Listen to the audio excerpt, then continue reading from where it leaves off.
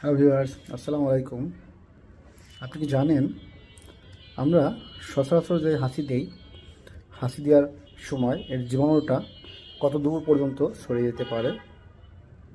বলা হয়ে থাকে 20 থেকে 26 ফুট পর্যন্ত ছড়িয়ে যেতে পারে। এবং হাসি দেওয়ার সময় এই হাসির মধ্যে যে জীবাণুগুলো থাকে মাইক্রো ড্রপলেট আকারে, সে 160 কিলোমিটার প্রতি ঘন্টায় আশেপাশে ছড়িয়ে পড়ে এবং এটা বাতাসে বলা হয়ে থাকে কয়েক মিনিট থেকে ঘন্টা পর্যন্ত স্থায়ী হতে পারে। যদি বদ্ধ রুম হয় সেক্ষেত্রে আরও বেশি সময় থাকতে পারে। অতএব হাসি দেওয়ার সময় আমরা অবশ্যই মুখ ঢেকে হাসি দেব। টিস্যু অথবা আমরা হাতের কনুই ব্যবহার করতে পারি। আর এভাবেই আপনি, আমি এবং অন্যদেরকে জীবাণুর হাত থেকে আমরা বাঁচাতে পারি।